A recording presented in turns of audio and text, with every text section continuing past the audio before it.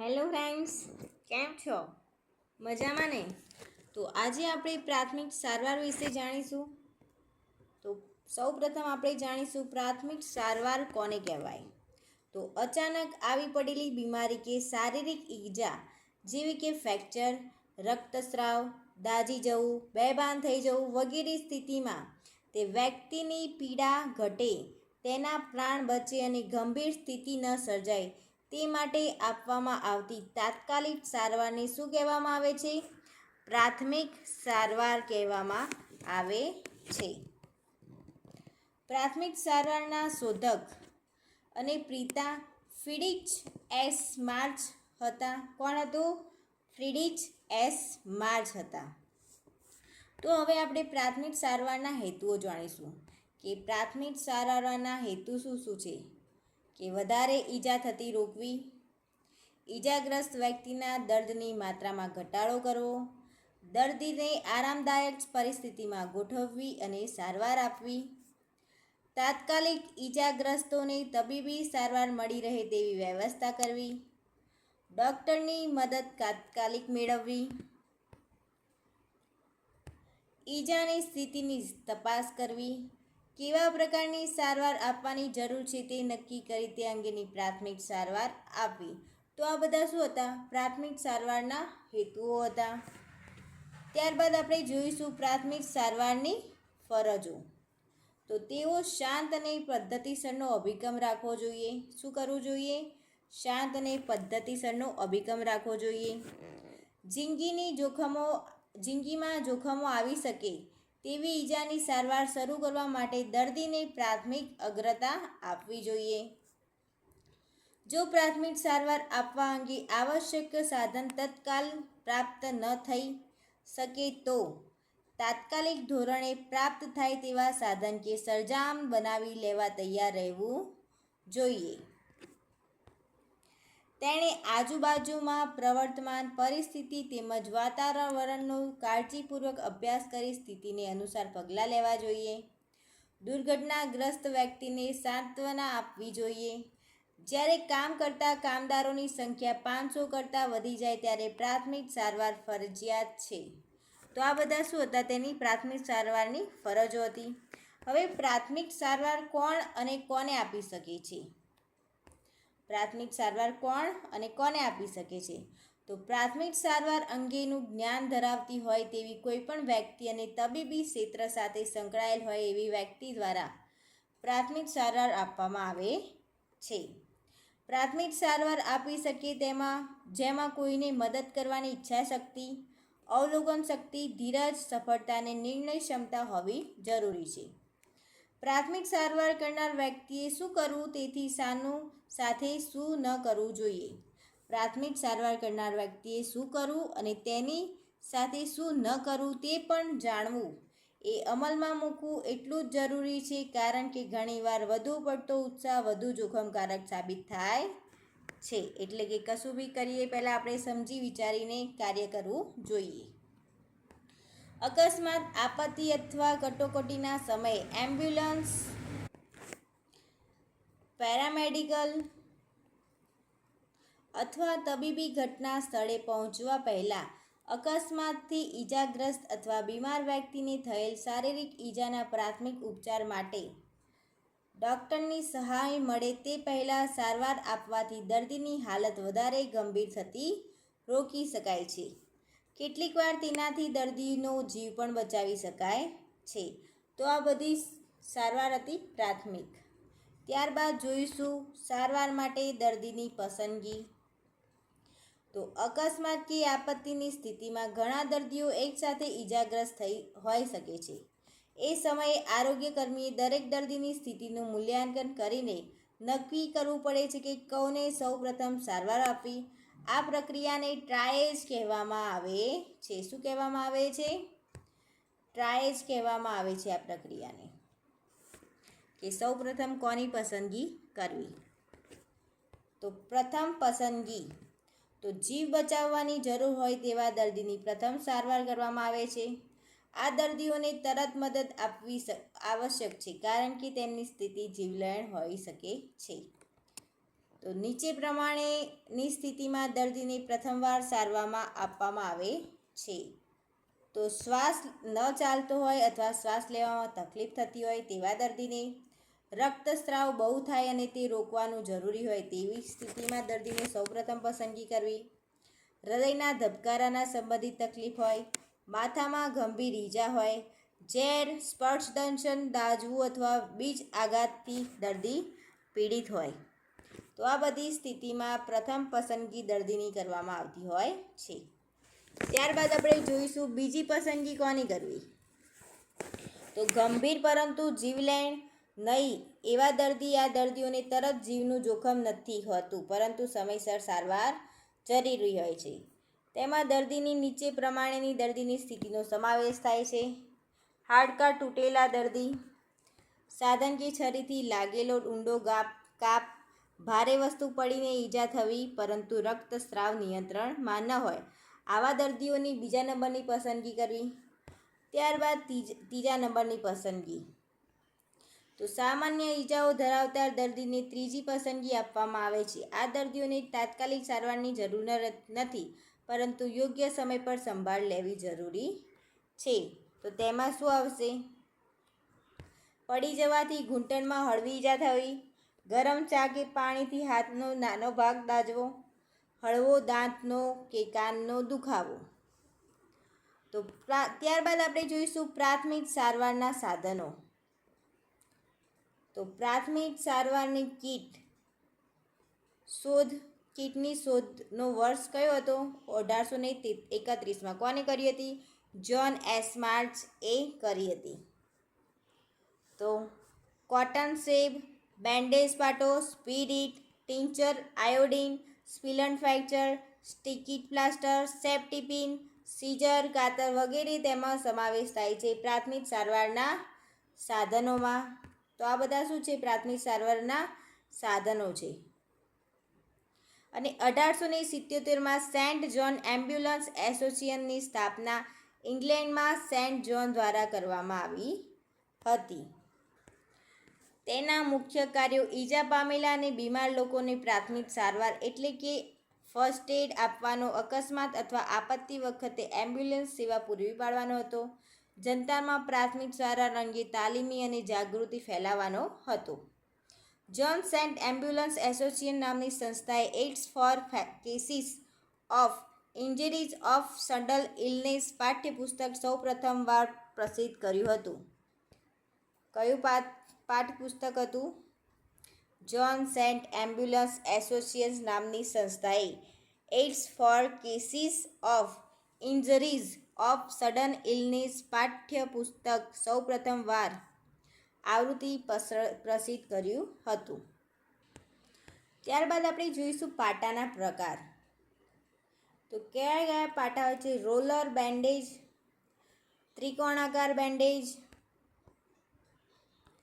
ત્યારબાદ જોઈશું crepe bandage, goes bandage, tubular bandage, elastic bandage અને એડહેસિવ બેન્ડેજ. તો આ બધા શું છે? પાટાના પ્રકાર છે. તો પાટાની પ્રકારની અંદર આપણે સૌપ્રથમ જોઈશું રોલર પાટો. તો રોલર પાટો કેવો હોય છે? કે રોલર પાટાની પહોળાઈ 1 ઇંચથી શરૂ થઈને 6 ઇંચ સુધી રાખવામાં આવે છે. 1 ઇંચની પહોળાઈ ધરાવતો પાટો આંગળી પર લાગેલી ઈજા પર બાંધવામાં આવે છે. શરીરના મધ્ય ભાગોમાં ડ્રેસિંગ માટે 4 થી 6 ઇંચ પહોળાઈવાળા પાટાનો ઉપયોગ લેવામાં આવે છે. રોલર પાટાનો ઉપયોગ સોજો ઉત્પન્ન થતો અટકાવવા કે થયેલા સોજાને ઘટાડવા માટે તે ઉપયોગી છે. હવે આપણે જોઈશું ત્રિકોણાકાર પાટો. કે ત્રિકોણાકાર પાટો પહેલીવાર જર્મની દેશમાં વાપરવામાં આવ્યો હતો. તો ક્વેશ્ચન થાય કે ત્રિકોણાકાર પાટો સૌપ્રથમ કયા દેશમાં વાપરવામાં આવ્યો હતો? તો જર્મની દેશે વાપર્યો હતો. તેની લંબાઈ 1 મીટર અને પહોળાઈ 1 મીટર ધરાવતા કાપડના ટુકડાને વચ્ચેથી કાપીને ત્રિકોણાકાર પાટો બનાવવામાં આવે છે. ત્રિકોણાકાર પાટાના હાથની સ્લીલિંગ કે માથું, છાતી, પગ વગેરે પર ઈજા થાય ત્યારે બાંધવામાં આવે છે.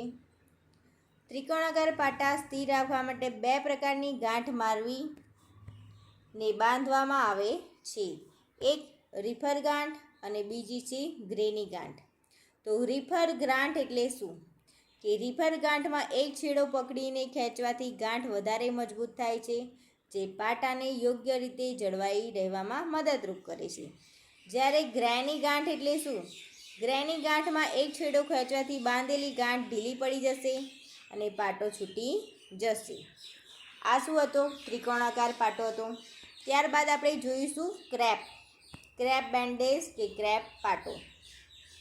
કે ઇલાસ્ટિક બેન્ડેજનો ઉપયોગ મોજ, સોચો, મણકાની ઈજા કે રમતગમત વખતે થતી ઈજાઓમાં થાય છે. આ ક્રેપ બેન્ડેજનો ઉપયોગ. ત્યારબાદ જોઈશું ગોજ બેન્ડેજ.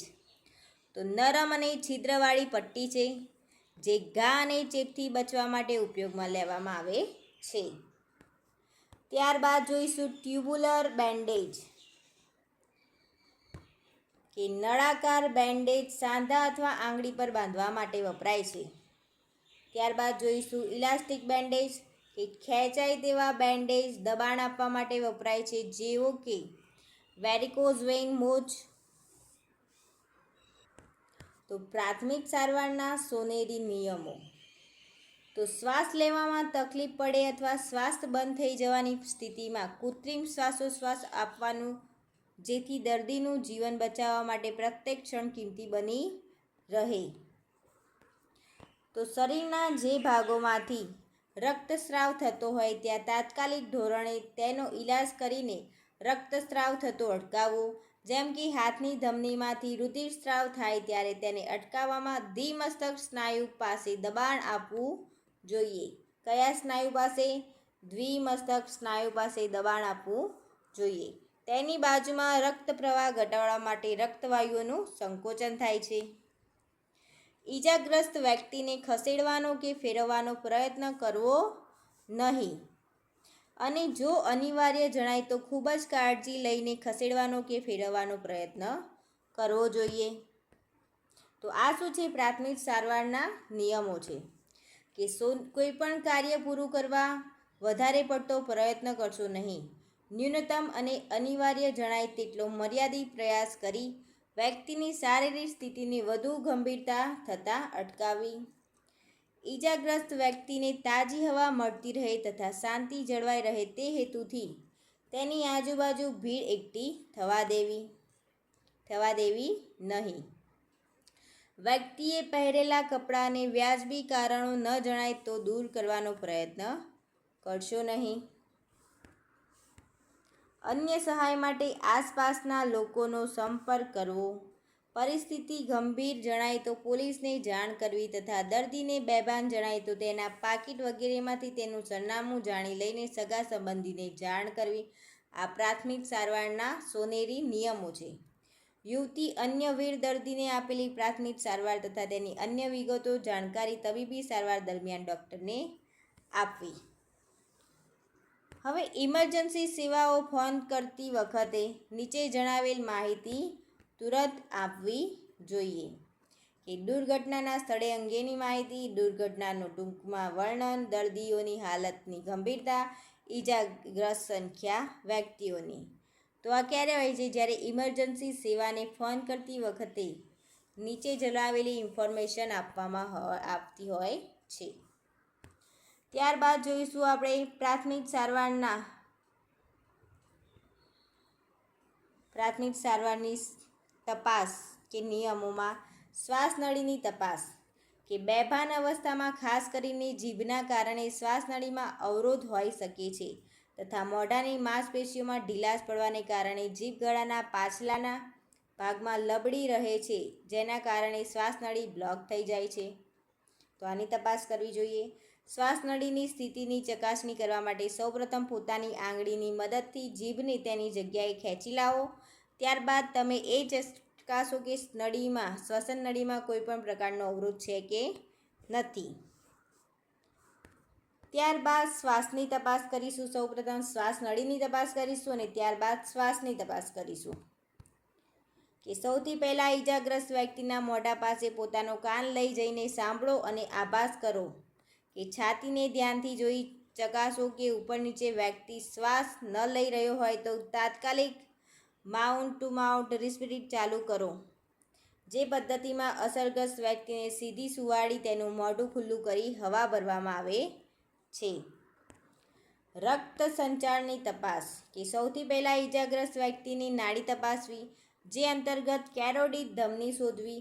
ધમની ગળાના ખૂણે કાનની નીચે બાજુએ હોય છે ત્યાં આંગળીઓ રાખી ચકાસો. પલ્સની તપાસ કરવા માટે 5 થી 10 સેકન્ડ જેટલો સમય લાગી શકે છે. ફર્સ્ટ એઇડ સંબંધિત સંસ્થાઓ તો પહેલી છે કે ઇન્ડિયન રેડ ક્રોસ સોસાયટી, જેની સ્થાપના થઈ હતી 1920માં ભારતીય રેડ ક્રોસ સોસાયટી એક્ટ હેઠળ. તેનો ઉદ્દેશ શું હતો કે સ્વાસ્થ્યને લગતી આપત્તિ કટોકટીના સમયે રાહતના કાર્યો કરે છે. રાજ્ય કેન્દ્ર શાસિત પ્રદેશોમાં 1100થી વધુ શાખાઓનું નેટવર્ક છે. હેડક્વાર્ટર ક્યાં આવેલું છે? નવી દિલ્હીમાં. પ્રેસિડેન્ટ કોણ છે? ભારતના માનનીય રાષ્ટ્રપતિ. અધ્યક્ષ કેન્દ્રીય આરોગ્ય મંત્રી. વાઇસ ચેરપર્સન નેશનલ મેનેજિંગ બોડીના સભ્યો દ્વારા નિયુક્ત. સેક્રેટરી જનરલ એ IRCSના ચીફ એક્ઝિક્યુટિવ છે. તો આ બધું શું છે? ઇન્ડિયન રેડ ક્રોસ સોસાયટી IRCના સ્થાપના, તેના હેડક્વાર્ટર, તેનો ઉદ્દેશ, પ્રેસિડેન્ટ, અધ્યક્ષ કોણ કોણ છે તેની માહિતી છે. ત્યારબાદ જોઈશું first aids councillor of India. તો તેની સ્થાપના 2017માં થઈ હતી. તેનો ઉદ્દેશ હતો ભારતમાં ફર્સ્ટ એઇડના શિક્ષણને પ્રોત્સાહન આપવું અને હેડક્વાર્ટર ક્યાં આવેલું છે? તો નવી દિલ્હી ખાતે આવેલું છે. તો ત્યારબાદ આપણે પ્રાથમિક સારવારના થોડા MCQ જોઈ લઈએ. તો પહેલો જ MCQ છે કે નીચેનામાંથી પ્રાઇમરી હેલ્થ કેરનો સિદ્ધાંત કયો છે? A. ન્યાયની વહેંચણી. B. સમાજનો સહકાર. C. રોગનો અટકાવ કે D. ઉપરોક્ત તમામ. તો શું આન્સર આવશે? પ્રાઇમરી હેલ્થ કેરનો સિદ્ધાંત શું છે? ન્યાયની વહેંચણી, સમાજનો સહકાર, રોગનો અટકાવ. એટલે આન્સર આવશે D. ઉપરના તમામ. બીજો ક્વેશ્ચન, રોલર પાટાનો ઉપયોગ જણાવો. તો A. ઈજા પામેલ ભાગને આધાર આપવા માટે. B. અસ્થિભંગને અચલિતકૃત કરવા તેમજ ઘાવ ઉપર લગાડેલા ડ્રેસિંગ અને સિમ્પલન્ટને યોગ્ય સ્થાનમાં જાળવી રાખવા માટે તેનો ઉપયોગ કરવામાં આવે છે. C. સોજો ઉત્પન્ન થતો અટકાવવા કે થયેલા સોજાને ઘટાડવા માટે તે ઉપયોગી છે. કે D. આપેલ તમામ. તો શું આન્સર આવશે ફ્રેન્ડ્સ? રોલર પાટાનો ઉપયોગ જણાવો. તો આન્સર આવશે સોજો ઉત્પન્ન થતાં અટકાવવા કે થયેલા સોજાને ઘટાડવા માટે તે ઉપયોગી છે. આન્સર આવશે C. ત્રીજો ક્વેશ્ચન, કયા દર્દીને સારવાર આપવા માટે પહેલી પસંદગી આપશો? A. શ્વાસોશ્વાસ બંધ પડી જતો હોય કે પુષ્કળ રક્તસ્રાવ થતો હોય તેવા દર્દીને. B. હાથે પગે ફ્રેક્ચર થયું હોય અને ચીસાચીસ કરતો હોય તેવા દર્દીને. C. આંખે ઈજા થઈ હોય તેવા દર્દીને. કે D. શરીરના કોઈ ભાગમાં અસ્થિભંગ થયો હોય તેવા દર્દીને. તો આન્સર આવશે શું? A, B, C yeah D. તો શ્વાસોશ્વાસ બંધ પડી જતો હોય અને પુષ્કળ રક્તસ્રાવ થતો હોય તેવા દર્દીને સૌપ્રથમ સારવાર આપવી જોઈએ. ચોથો ક્વેશ્ચન કે પલ્સ રેટ વધે તેને શું કહેવાય છે? પલ્સ રેટ વધે તેને શું કહેવાય છે? A. ટેકીકાર્ડિયા. B. Rapid pulse. C. બ્રેડિકાર્ડિયા કે D. એક પણ નહીં. તો આન્સર આવશે A. ટેકીકાર્ડિયા કહે છે. પાંચમો ક્વેશ્ચન, આંગળી પર બાંધવામાં આવતા પાટાની સાઇઝ કેટલી હોય છે? 5 સેન્ટીમીટર, 7 સેન્ટીમીટર, 2.5 સેન્ટીમીટર કે 5.5 સેન્ટીમીટર. તો આન્સર આવશે C. 2.5 સેન્ટીમીટર હોય છે આંગળી પર બાંધવામાં આવતા પાટાની સાઇઝ. છઠ્ઠો ક્વેશ્ચન, ત્રિકોણાકાર પાટો પહેલીવાર કયા દેશમાં વાપરવામાં આવેલો હતો? જર્મની દેશમાં, ઇટાલી દેશમાં, ઇંગ્લેન્ડના દેશમાં કે ફ્રાન્સના દેશમાં. તો આન્સર આવશે A. જર્મની દેશમાં સૌ પ્રથમવાર ત્રિકોણાકાર પાટો બાંધવામાં આવેલો હતો કે વાપરવામાં આવેલો હતો. 7મો ક્વેશ્ચન કે બીમાર અને ઘવાયેલા લોકોને સારવાર આપતી સંસ્થા એટલે A school, B college, C community કે ડી હોસ્પિટલ. તો આન્સર આવશે હોસ્પિટલ. 8મો ક્વેશ્ચન પ્રાથમિક સારવારના શોધક કોણ હતા? A doctor Mayer, B major Shepherd, C Friedrich Esmarch, D Robert Wood Jones. તો શું આન્સર આવશે ફ્રેન્ડ્સ? એ, બી, સી યા ડી કે પ્રાથમિક સારવારના શોધક કોણ હતા? તો આન્સર આવશે ફ્રેડરિચ એક્સમાર્ચ. 9મો ક્વેશ્ચન પેરિનિયમના ભાગ પર કયા પ્રકારનો પાટો બાંધવામાં આવે છે? A T bandage, B roller bandage, C private bandage કે ડી સિમ્પલ બેન્ડેજ. તો આન્સર આવશે એ ટી બેન્ડેજ બાંધવામાં આવે છે પેરિનિયમના ભાગમાં.